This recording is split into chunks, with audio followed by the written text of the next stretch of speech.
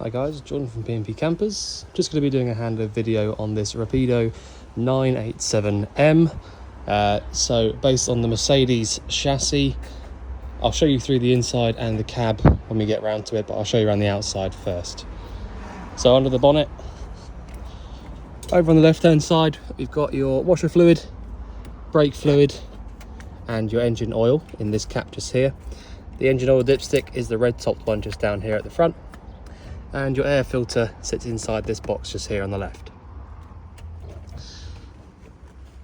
Over to the right, we've got the engine coolant overflow reservoir here and your engine battery over there on the right hand side.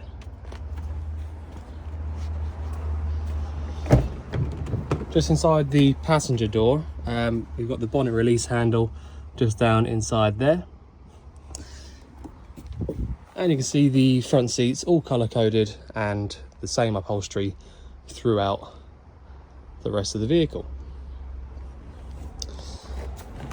Just behind the passenger door, we've got the diesel filling point. You will need your ignition key to unlock that and get it to open up from there. Just down underneath here as well, we've got your waste handle, so that's your wastewater drain off point. Nice and easy to get to just there. So you then got your Truma heating and hot water vent just here, and underneath that your fresh water filling point. So if you want to fill up your fresh tank, you go from there. Next door to that, up top, we've got your electric hookup point. So if you do have access to a hookup cable, always really helpful to have that plugged in. And underneath that, we've got your boiler locker. So a lot of these Rapidos give you this kind of locker here to give you access to the back of the boiler. Also means you get really easy access to the boiler drain off point. So if you wanted to drain the boiler out of its water, all you have to do is push this button down, which I'll do now quickly. All right, and so all I did there was push this button down and lift it back up again. So when you want to drain the boiler out of all of its water, push that down and it will do so.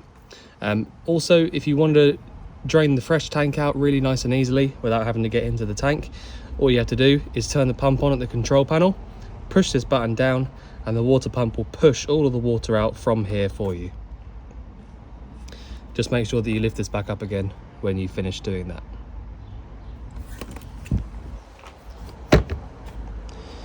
So just further towards the back, we've got your toilet cassette locker. This is a Thetford toilet cassette. And to take that out, we literally just lift up on the little yellow tab here and pull the cassette out. Once we've got to this point here, we can take the cassette all the way out and you'll then be able to take it away and empty it. All you need to know from there really is that you empty it out from here.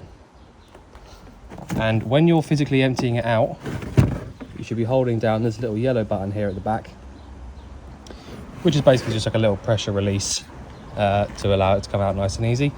Once you've emptied it out, about a cap full of the blue fluid goes back in here, as in this cap here, goes back inside. Push it all the way back in. Right, so right at the back of the van, we have got the 2-bike bike rack. So yeah, you know, all the parts for it there. It's a nice strong one here, so you've got the bar running through the middle as well. Centre brake light at the top there, and obviously you've got a window here for the kitchen as well.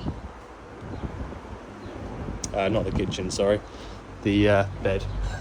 Got the layout totally wrong then. Yeah, so bodywork all in nice condition, all looking good. Right, so on the offside rear of the van, we've got this huge garage locker here. So it's not massively tall, the locker, but this gives you access to the storage underneath the fixed bed, so you get absolutely stacked of storage in here. You've also got really good access to this, which is your leisure battery. So if you ever needed to get to that for any reason, you can get to that from just literally lifting out this little cover, place it back in when you're finished, and then this little bit of carpet will lay back down again so it covers up nicely. Just whilst we're here in this cupboard as well, I'm just going to point out a couple of things. So you've got your fuses here on the left hand side behind this little cover, your 240 volt trip switches in this one here, and your mains powered charger there. So if you had an electric hookup plugged in, you should have a little red light come on just here where my finger is, and that'll just tell you that the battery charger is on and working. You should also make sure that your trip switches are in the upright position and showing red at the bottom, because that means that they're on.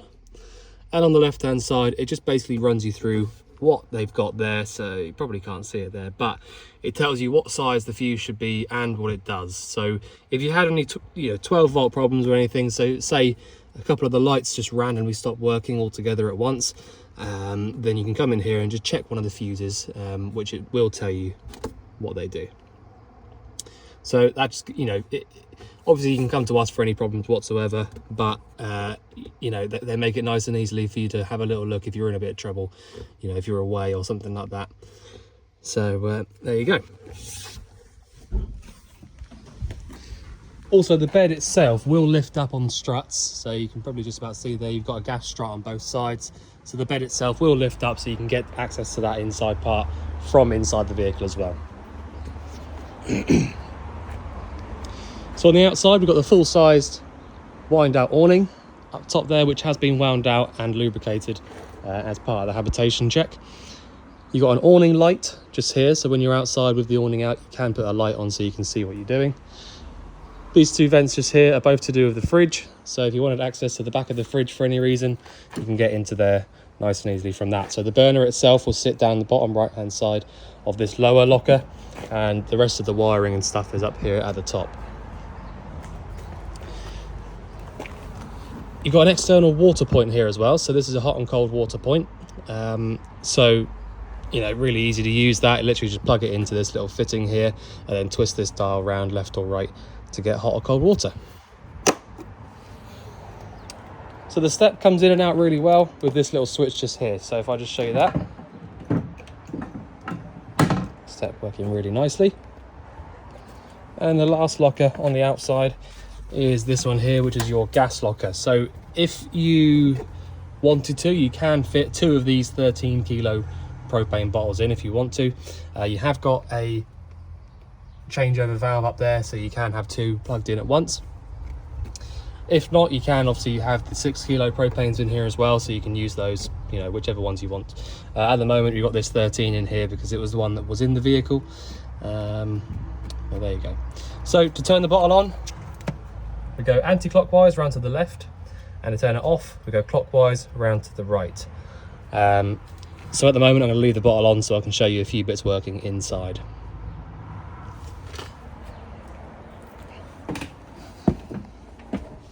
So probably the more interesting part now, I'll show you around the inside of the vehicle. The outside, I'll be honest, the majority of the things that you're going to need to get to, like your consumable items, are pretty much all on the near side of the vehicle, apart from the gas locker. But I like the fact that it's all, on that near side there, all nice and easy to get to. So yeah. So first things first, we've got your control panel up here above the habitation door. So you've got a main power switch over on the left hand side up here. I've already got that on, and I know that because I've got these lights lit up here. So the next thing I'm going to run you through is going to be these two just here on the left. So we've got your battery voltage indicator. So it's telling us that we've got battery 1 is going to be the leisure battery, and battery 2 is going to be the vehicle. So it will tell us there 12.5 and 12.3. So that's absolutely perfect. I haven't got a hookup plugged in at the moment, so there's nothing charging the leisure battery up. Which is why it's sat on about 12.5. If you did have a hookup cable plugged in, you can expect to be anywhere between about 13.5 to 14 volts. The next one here is your water level. So it tells you there, fresh water, 50% full. So I now know that the fresh tank, which sits just down here, has got half a tank full, and I'll be able to draw water through to the taps. So we've then got lighting switch, this one just here. That will then give you access to using any of the lights inside the vehicle. There's various switches all over the place for all of the internal lights. You've then got your awning light switch. So if I have a little look out there now, awning light is now on, and we can do that from the control panel.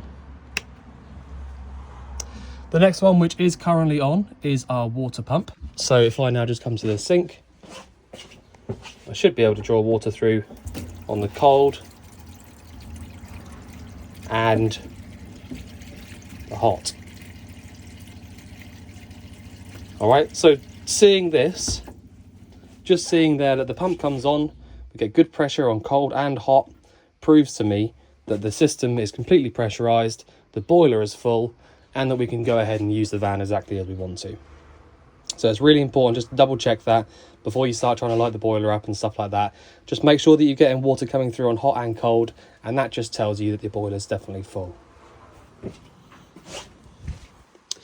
Next one down is the fan. So the fan's going to be the extractor fan above here, I would imagine. Yep, so if I just switch the power on to it, and here straight away the extractor comes to life. There we go. So turn that switch off there, and that's giving you power to your extractor fan. We've then got aux 1 and aux 2 over on the right hand side. So they're going to be basically any aftermarket fitments, sometimes ignitions. So you've got ignition on the hobs here. So I would imagine the power needs to be on for that. But yeah, so aux 1 and aux 2 are always ones that I just kind of recommend when you come into the vehicle. If you just turn the power on, aux 1 and aux 2 on, you then should have power going to everything 12 volt basically. So yeah, there you go. So that's a control panel. Really straightforward to use. Rapido have always been clever in the way that they sort of give you unusual but clever little bits of storage. So you do get this little locker up here, and obviously I suppose these are going to be like coat hooks and things. You get this little sort of cupboard down here next to the driver's seat. Various little bits and pieces that you'll come to find. There are lockers underneath all of these main lockers, which just open up like so. Nice and easy. So above the fridge just here, if I just show you, we've got the this is essentially where Rapido have sort of imagined you're going to have a TV. It does make sense to have one here because you can have it on a roller that comes out to here. You'll then be able to see it from the back or the front. So it's up to you if you want to put it here, but it, you know, it does make sense. Somebody has had a bracket here which would have pulled the TV out like so. So if you wanted to do something like that, we can help with that if you wanted to do that. So up in the top left hand corner, we've got a mains power socket, 12 volt socket, and your aerial points just there. You have got an aerial point coming through the locker just here, which I can imagine is probably coming from a booster, but I'll have a little look into that in a minute. I didn't do the HAB check on this particular vehicle, so I'm kind of learning as I'm going around at the same time, so you'll have to bear with me a little bit, but there we go. So the fridge itself, this is a tower style fridge, so you've got the extra sort of big fridge basically. You've got the freezer compartment at the top, totally separate to the normal fridge part down the bottom. So it's also an AES fridge, which means automatic energy selector, which it does say just there. So essentially all that means is that you get this little auto button down here, as well as the normal 3 energies. So essentially the idea behind that is that you can, in theory, select auto, and it should select the correct energy for you, which it has done. So you can see now, because I've selected auto is lit up green, but the one that is actually selected for me is also lit up, which is gas. So because I haven't got the electric hookup plugged in, I can't use mains, and because I haven't got the engine running, I can't use 12 volt, so it's automatically chosen gas. Okay, if I didn't have the gas on and I had the electric hookup plugged in, it would automatically select 240 volt. And if I started the engine up and didn't have gas or electric plugged in, which you can't, it would select 12 volt. So that's the beauty behind that. But in all honesty, sometimes I like to recommend to just do it manually, because every once in a while this little auto button will get a little bit confused and perhaps give you a bit of a, it will think that something's working when it's not actually plugged in or something like that, and then after a few hours your fridge will still be warm, which is obviously very annoying. So it's completely up to you. If you want to give that a good go and see if it works for you, then that's great. If not, just use it manually. You've got gas, mains power, or 12 volt when your engine's running. So I'll leave that there running for a little while now. In the wardrobe here, we have got the ladder just here, which is going to be a ladder to get up to your drop down bed over the cab there. You've got access to the back of the awning light, which is what that light is there at the back. And you've also got your external water point inside that little thing here. But yeah, there you go. So, as I said, the bed at the back just here, you can lift this up in order to give you good access to that storage underneath. So the storage itself is just fantastic. You know, it's really easy to get to, nothing in the way. Sometimes these types of conversions, they'll put the boiler down here in this sort of under the bed, and that does normally take up a lot more of this storage down here, but they haven't put anything in here really. So loads of storage in there, which is always handy. Nice strong gas struts, a bit tricky with one hand. So in the kitchen area, we've obviously got the hot and cold tap there for the sink.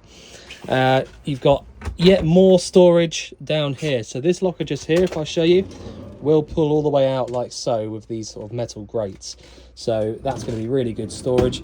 I've just seen down here in this cupboard, we've got the freshwater draining off point inside there.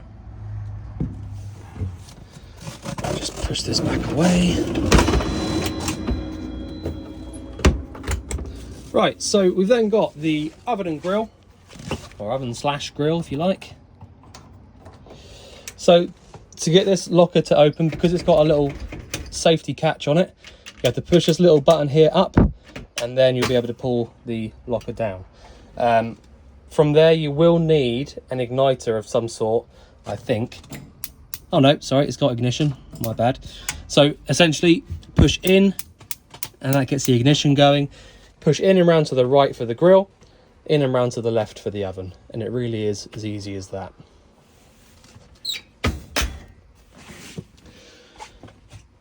We've also got the 3-burner hob. This is a Kramer hob, so you've got the Kramer tops on them.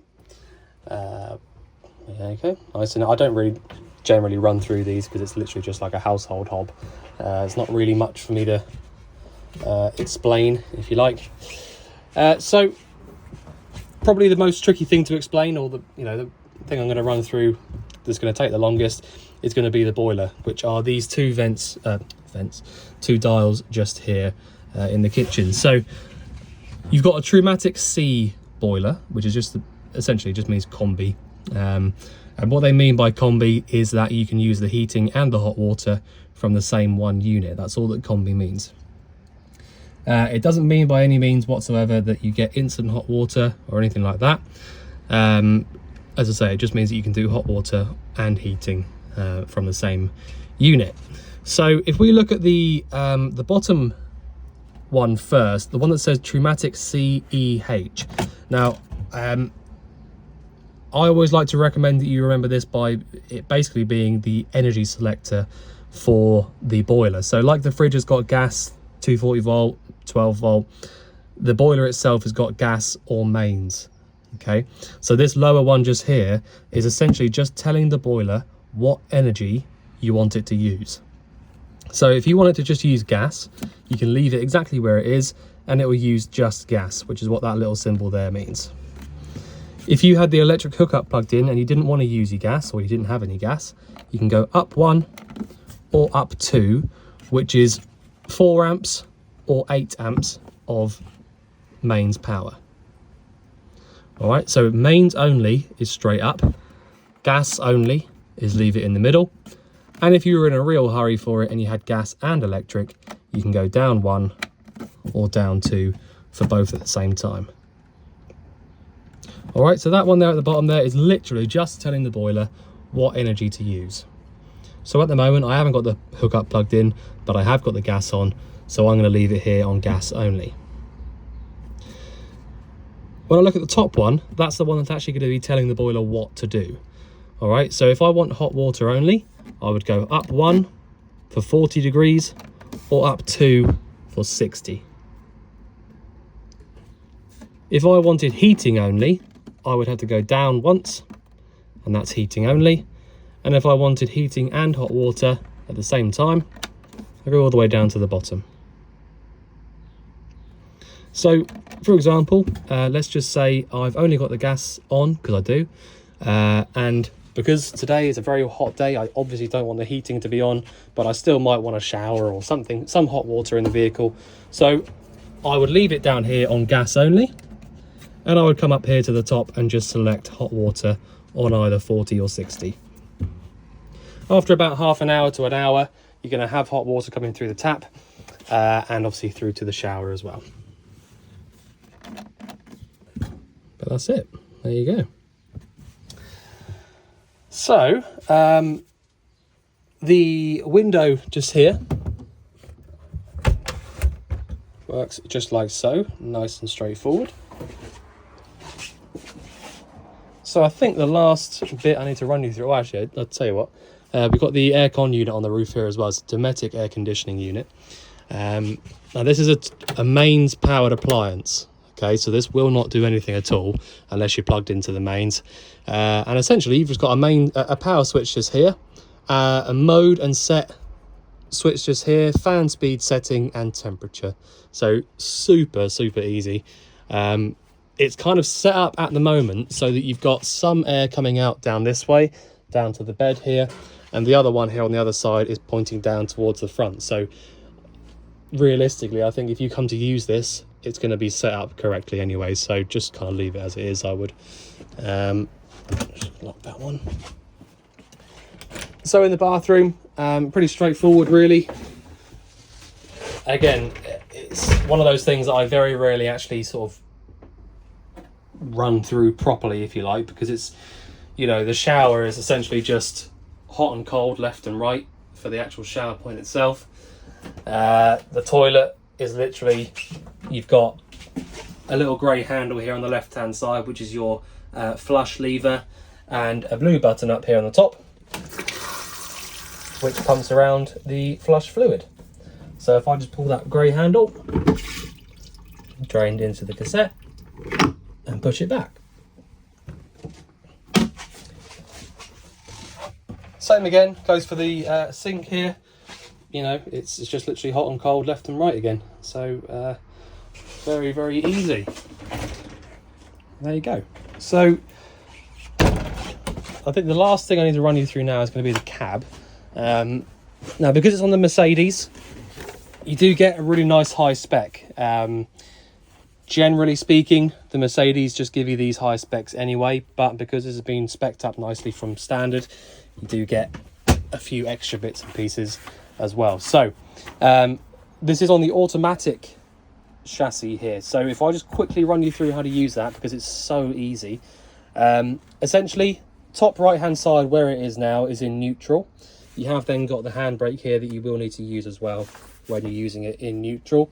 The difference between some other automatics that have got park is that neutral here won't actually stop you from moving, so you do need to make sure that you use this handbrake even if you have put it up into neutral. Difference is, vehicles that have got park function on their automatic gearboxes have actually got a pin inside the gearbox which will stop the engine from turning over and stop it from moving, whereas this one doesn't. Because it's just got neutral, you have to make sure that you use that handbrake. So if you want to use, if you want to go down to reverse, you literally just pull straight down to the right, and that'll then put you up into reverse, and it'll tell you on the screen, you'll have a little R in the screen there, and that'll be you in reverse. Back up to the middle there on the top right gives you back to neutral. You've then got, if you just push over to the left once, it should come up just saying A, and that'll basically just be you in automatic mode. That'll just drive away and you'll be in automatic. If you wanted to select manual mode, you can press left once, and that'll then bring you up a specific number on the screen, which is essentially telling you what gear that you're in. So what that means there is that you've selected manual mode, and you'll have to manually select the gears by going down by pressing up, or up by pressing down, if that makes sense. So it has got a little plus and minus on there. So if you want to change up the gears, you're doing that. If you want to change down the gears, you're doing that. But if you want to just leave it in automatic mode, which most people would, just literally push it over to the left just the once. Back over there is neutral, and that's it. So you've got the hazard lights just here from the middle, your lights and indicators from this little left-hand stalk here. You've also got the cruise control stalk up here as well. This is a factory fitted Mercedes cruise control. Over on the right, we've got your headlight, aim, and your front and rear fog lamps here as well. Over towards the middle, we've got the double DIN size head unit that comes out, fan speed from in here, temperature control, where the actual fan pumps the air to, and then we've got your air conditioning switch here as well. Down the bottom is a secondary heater, so if you wanted to have a bit of heating going into the back of the vehicle whilst you're driving, you can use this little section down here. And that is about it, really.